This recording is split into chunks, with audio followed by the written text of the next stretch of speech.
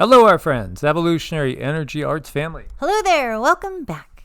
Welcome back, guys. Thanks for being subscribed to all three channels. Evolutionary, where we put a new one up earlier this morning, and we had a kind of a crazy, chaotic day with automotive issues, and it's just been crazy. So we were talking about the migrant invasion and takeover. Is there a real alien threat to humanity, fallen angels, or ETs? Which is it? Maybe it's both. Maybe it's all how we look at things. There was a comment. I think it was over on Bitchute, and somebody said, "Why are you always picking on migrants?" It's like, you don't watch any of our videos, do you? You just look at titles.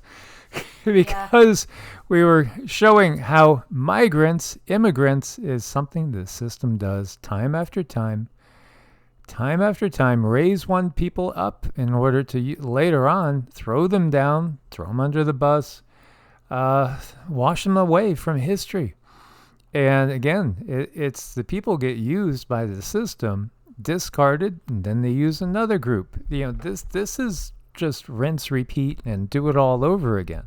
And we're definitely not picking on the migrants. I think it's really sad that they are being used, though. They're being used by the controllers, for the controllers' benefit so that they can remain in control. And that's the unfortunate part about it, because people do leave really bad situations in hopes that they might have a better situation, and just to find out that it's going to be more struggle. I mean, it's really unfair. It's very unfair out there.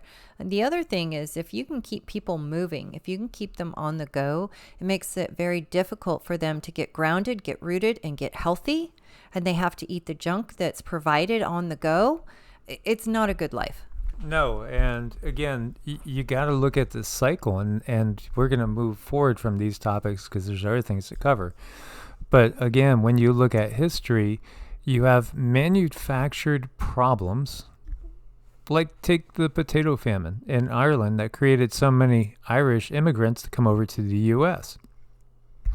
You had people suffering in Ireland, barely able to grow anything. You had their food confiscated by authorities and taken away. And then of course they're going to look for greener grass. I hear about a country called America. Yeah, and this is what happens all the time. So what we're saying, if people would actually watch the video instead of assuming, that's where you get into these problems typically, or these misperceptions, is when people don't look deep enough. Because absolutely, we've pointed out how everybody, it goes through these cycles. And so I have a background from Mexico, from Ireland, from Native American lineage too. And, you could look at it like, well, some of my relatives came in and supplanted some of my other relatives. And, we're all mutts here. There is no such thing as, pure breeds on this planet. And, that's really a good thing, because diversification is fabulous. And also different cultures, it can be a wonderful thing when we share our cultures. But what's happening right now is something very, very different, because a large portion, it's still, I'm sure, is the minority. But at the same time, there is a ton of people coming in that have been promised things. And, again, they're going to end up causing a lot of issues for systems. Systems are going to be totally overloaded, and the controllers understand this. And I could piece together a video that's going to shock the crap out of most people, because they haven't seen all that's going on. But we've avoided doing that because it's nauseating, truly. And it's just, compared to what we have shown, it could be very, very terrifying, but yet it is the reality of what's going on. So if you want to stay on the light side of things, head over to Heart's Own, and there, it's much gentler, and we will still bring up some of those gentler topics on EEARTS too as we go forward, because at the moment we're able to post on Evolutionary, and of course we also post on Brighteon, And actually, I didn't mean to click that there. Brighteon, Rumble, and Bitchute. And yes, we've been on all three of those for several years. Several years. And again, every place you go, there is censorship. Nobody gets past the system. To varying degrees. Yet still, the most viewership comes from YouTube. And so it's all about, in our minds, it's all about reaching as many as possible to try to change the paradigm. And we do speak a little bit more open on Patreon, so we want to thank our newest patrons as well. Since the morning we had... we have thank you to Carrie, Lauren, and Sharon. You guys, thank you so much. Absolutely. We couldn't do it without your guys' support, so we thank you guys. Look at this. We're not in CHINA. You arrive at the store, you look up. Oh, please look up, because the facial recognition system wants to see who you are and if you are allowed to enter, or if all of a sudden alarms are going to come off because your social credit score is too low, or maybe you posted something on Twitter that you shouldn't have posted because now they're on the lookout for you. Wait a minute, where'd that X go? Well, the city of San Francisco officially removed Elon Musk's X sign. Too many complaints of that flashing light going off. I have no idea how anybody can get a good night's rest in a city. To me, it's the two don't go together. Something else is going to come up. I know that they say it's the light, but I feel something else lurking in the background. Yeah, as we talked about that, and as the focal point of a video, the X is huge. Oh yeah, X marks the spot, all right. Did you know the Panama Canal has had to reduce transit? It cannot accommodate as many boats as normal because of a lack of rain. Because you might think, well, wait a minute, there's tons of water around the Pacific, there's tons of water over in the Caribbean. How could there possibly be a water issue? Well, the way they run the canal, they're dependent on rain. And right now there's been a lack of rain, so it's reducing the daily transit to just 32 vessels. And by the way, the true control of the canal is now more in the hands of the Brics countries. Absolutely. I was watching, I was reading an article, and it was talking about the dollar investment in Africa. And yeah, the U.S. invests about 10 times in money into Africa than what Russia does. But China is like 15 times the investment of the U.S. Oh, yeah, they have situated themselves very well for the times coming up ahead. And the power structure is changing. Teamsters says U.S. trucking firm Yellow shuts operations, filing for bankruptcy. Yellow is the third largest trucking company. They just ceased operations. The Panama Canal is basically operating on life support. Okay, you get the picture? Again, it's all disruptions to food and all sorts of supplies. This is the leftover remnants of Doksuri, which was a typhoon that I think peaked around Category 4 hurricane. This is in China, in Beijing. Look at the cars getting swept away. So, these extreme flooding events are hitting both sides. The NATO sides, it's hitting also the Brics nations. Because ultimately the war that's ongoing is against humanity. And this is the whole point with the immigrants and the migrants. It could be one group that's suffering today. It'll be another group tomorrow. It'll be another. It never ends in the bigger scheme of things until the system ends. Who is Dr. Vanessa Curry? Who is the new WHO Director General Special Envoy for Climate Change and Health? Of course, it's John Kerry's daughter. Yeah. This is keeping it in the family. And when we look over here, we say, who's this lady? That's Klaus Schwab's daughter. And she's telling us that permanent climate lockdowns are coming. With a big old smile on her face. Just better get used to it. Because of the climate, we're going to have lockdowns all the time. As she flies around free in her helicopter. Yeah, again, these people, they view themselves as above the law. Above the law. Speaking of above the law. Who did business with your son.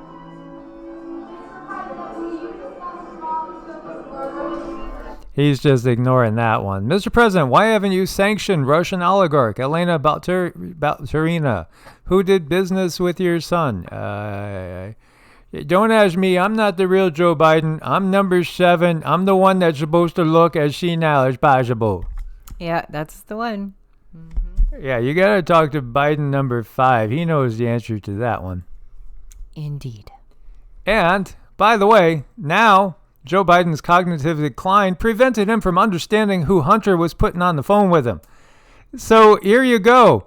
Yeah, well, shoot, Dad doesn't reason well. He doesn't know who he's saying yes to, whether they're sending, troops to Russia, whether he's senile. What do you expect? Then why is he in the presidency? Hello. Can I just say, if you look at the headline there, Hunter Biden's sex business partner test. I don't know. It just looks like sex business to me. I don't know if I shouldn't say that. That's exactly Hunter Biden's ex-business partner tested. Hunter Biden's sex business partner. Uh-oh. Yeah. And again, Joe doesn't know. He doesn't know what he's signing any day. Again, some of them seem angry. Some of them seem extremely senile. They don't all seem the same, and we're talking about the Biden body double clones. France, meanwhile, issuing a threatening ultimatum to Niger. Now, I had watched, trying to think who it was, somebody that focuses in, I think it was maybe it was an article from South Front, focusing on the war possibilities, probabilities, likelihood, and was just saying, this would be something that could happen. I mean, it could be happening that the first big shots that are going to be leveled by multiple countries against each other from Brics and Nato is right here in Africa. That would be a weird one to expect, right? But yeah, because they say that it is a serious possibility that France and perhaps the U.S. with them, because right now you have 1.5 thousand French and 1,000 U.S. military personnel in this country, which has had a coup, and those that took over the country, they definitely swing towards the BRIC side. Meanwhile, the old leader was swinging towards the NATO side. So, this could be another place that goes hot, as you might have troops going in there to reinstall the old leadership, and in particular French and U.S. troops. I think so, yep. Yeah, I mean, seriously, and this is from Zero Hedge talking about it. By the way, this country suspends uranium and gold exports amid rumors of that imminent French military intervention. Uranium, gold. Those are two things that are highly valued. By the way, Niger is the world's 7th largest producer of uranium. And France, which relies on nuclear energy for 75% of its power, is a significant importer. That's interesting. This is interesting too. France has the 4th largest gold reserves, 2.436 tons of gold, without a single gold mine in France. How did they do that? Well, Mali, which was occupied by France, does not have any gold reserves in its banks, even though it has 860 gold mines and produces 50 tons a year. How did France get all that gold? Look to these countries, including Niger that we were talking about. And when you think about this, this has the Anunnaki way written all over it, does it not? Oh, I think so. They have a thing for gold, that's for sure.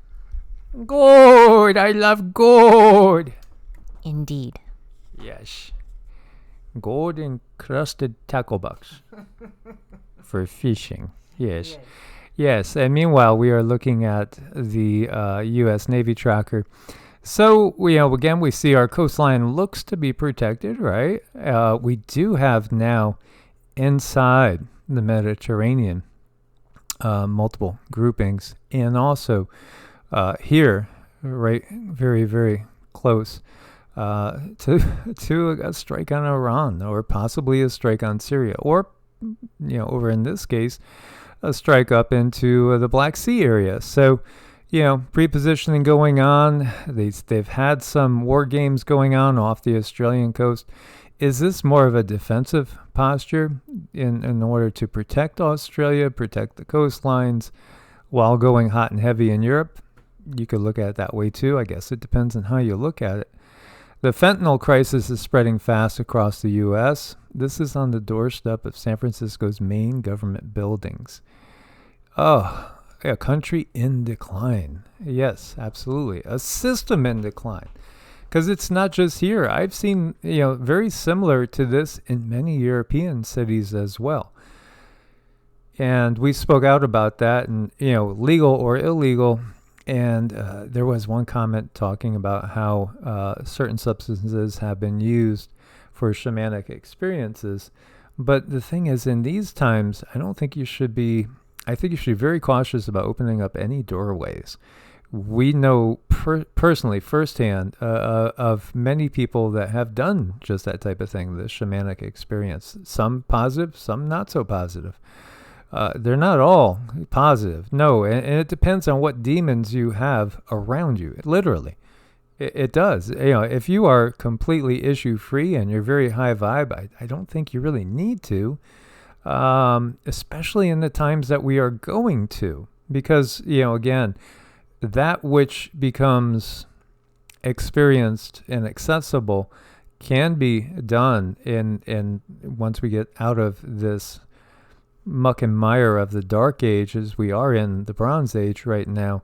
But certainly when you're in the silver and the golden age, you understand how everything is so interconnected, and that web. And as somebody that has seen that interconnectedness through an experience like that myself, it can be amazing if you are in the right frame of mind and you have purged a lot of your demons, if not all of your demons. And those include just, traumas. But for the average person, it can be opening a doorway to stuff that you cannot handle. And this is just so heartbreaking, with a little bit of an understanding of what people go through when they're addicted to something, or there's an alcohol addiction. I mean, it's so heartbreaking because these folks started out at one point with big dreams and wanting to live good lives with partners, children. There's somebody's child, somebody's parent, somebody's uncle, somebody's brother. And they simply could not hang with the system. Whatever they were doing in the system, or whatever was going on in their life, was just too painful. And maybe that was literally, physically, and maybe that was emotionally. And this just does not need to be the way it is. There are other ways, but the mainstream people have access to. Look who's in charge. You got to look who's in charge right now. And that's where the problem lies.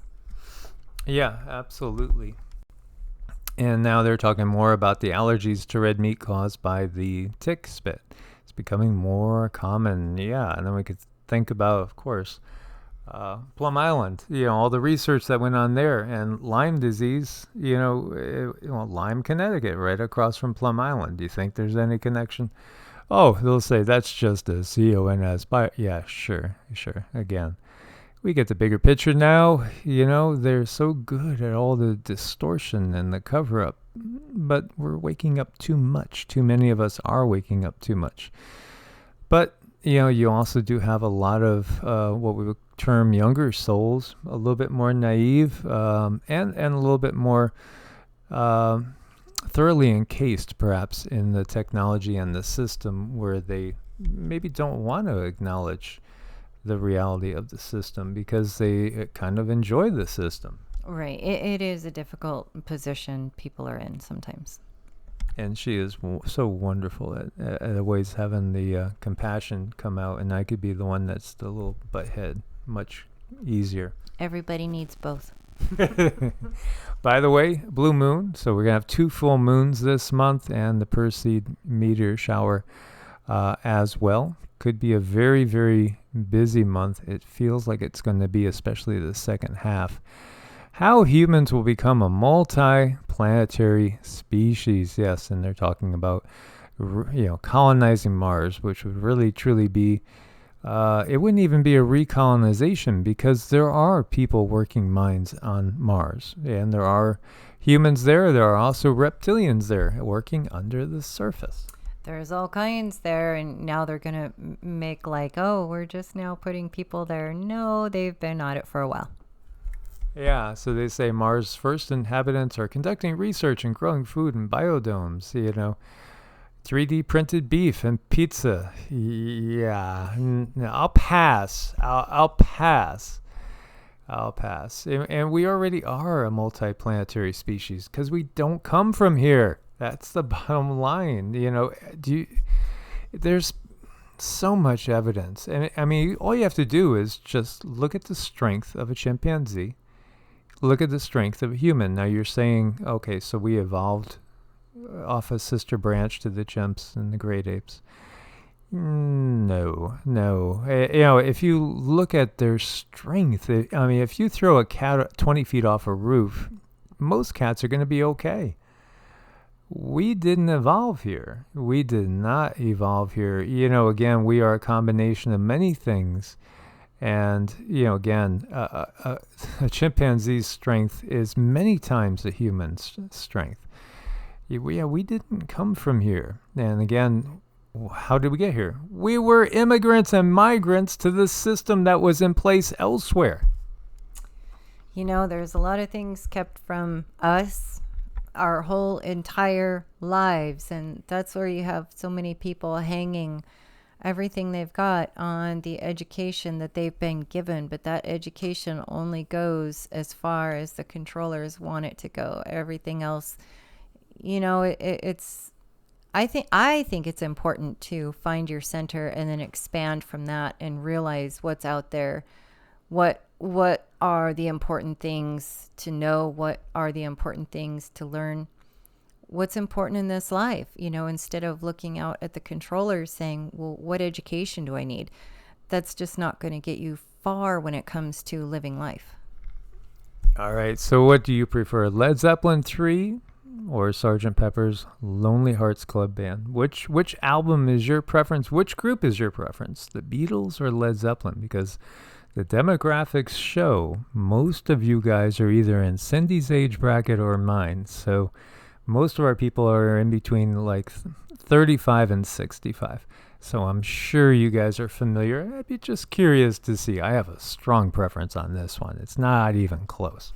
Me too. And, when you take the ladies out for a walk, we heard about synchronized swimming. See how these girls are? It's just natural with them. Well, maybe the daisies on their heads are not natural, but surely these girls know how to work together. We need to know how to work together. We need to recognize the system is the problem. And, it's not, and I don't buy it. It's something deep-seated in us. I totally don't believe in the whole concept of original sin and certainly don't believe in any blood sacrifices. I do think that most people inherently want to do good. I really truly think it's the fact that it doesn't take too many bad seeds, too many demonic seeds, to twist things and to pit us against each other in a very Machiavellian way. This whole global structure is very, very Machiavellian, which, again, that's all about divide and conquer. If we could ever truly unify, and think about how they've got us terrorized of the thought of unity. Well, we don't want to get unified because then we'd have a one world order. Well, we should be afraid of their one world order, but that's always been in place. It's been in place for thousands of years. They're just talking about going to an out in the open system of total control, where once again, just like those reliefs that show the Anunnaki gods with humans chained at the neck, their hands tied behind them, knowing that the humans are slaves. That's what they're talking about. A return to the past where humans that willfully go along with their system are enslaved. And meanwhile, we do have the choice to walk out of the pen because, as somebody so brilliantly said, the sheep have to be weary of the wolf, but it's the shepherd that kills them. And eats them. Ouch, ouch, ouch. Love that, Golden. I miss mine. All right, you guys, thank you so much for all your support. Appreciate you. Source bless and namaste. Namaste.